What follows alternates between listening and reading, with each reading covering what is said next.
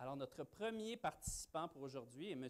Armand Aksoy, et qui va nous présenter sa thèse en 3 minutes avec un titre vulgarisé suivant: Les facteurs affectant la commercialisation de la recherche universitaire. Sa directrice est Catherine Baudry, en génie industriel. Monsieur Aksoy.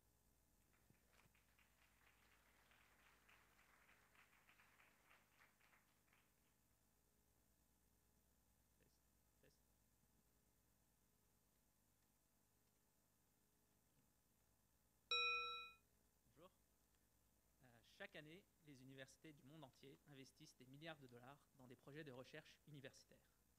Pourtant, seules quelques universités rapportent faire de l'argent à partir de la commercialisation. J'en conclus que la plupart des universités sont incompétentes, soit en recherche, soit en vente. Moi, j'étudie les stratégies que les universités peuvent déployer pour générer des revenus à partir de la recherche universitaire. Alors, qu'est-ce qui définit qu'une université va faire de l'argent en vendant son savoir? J'aimerais poser la question à notre jury.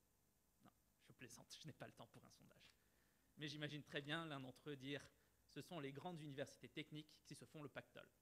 Un autre qui répond « il faut investir dans des bureaux de transfert technologique et de bons avocats ». Un dernier s'exclame « les écosystèmes, les gouvernements et les grappes industrielles ».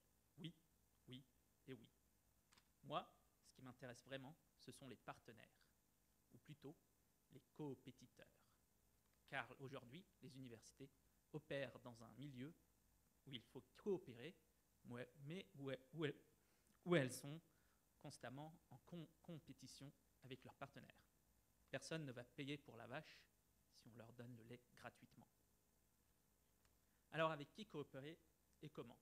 Faut-il aller vers les grandes entreprises internationales ou les petites entreprises locales? Et l'industrie dans tout ça? La littérature nous parle de 2 camps opposés qui s'affrontent dans une joute intellectuelle depuis la nuit des temps, ou du moins depuis avant ma naissance. La diversification contre la spécialisation. Le dilemme étant que les généralistes en savent de moins en moins sur de plus en plus, tandis que les spécialistes, eux, en savent de plus en plus sur de moins en moins. On se retrouve donc à l'extrême avec des généralistes qui savent absolument rien sur tout et des spécialistes qui savent absolument tout sur rien. Mais alors, qui innove le mieux et génère des revenus? Excellente question à laquelle je n'ai pas encore toute la réponse. Certes, les grandes entreprises ont plus de ressources et sont plus diversifiées. Mais est-ce que cela veut dire qu'elles vont bien nous payer? Pas forcément. Elles ont aussi les moyens de se payer leur propre laboratoire et, dans le cas d'une négociation, peuvent faire appel à des avocats féroces. Les petites entreprises, quant à elles, n'ont pas les moyens. Mais alors, comment vont-elles payer l'université? Eh bien, il s'avère que ce n'est pas la taille qui compte. Les universités qui travaillent majoritairement avec des entreprises, des start-up,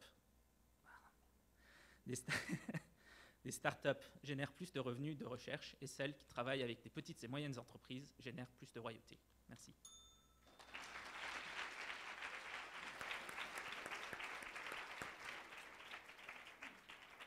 Merci beaucoup, Armand.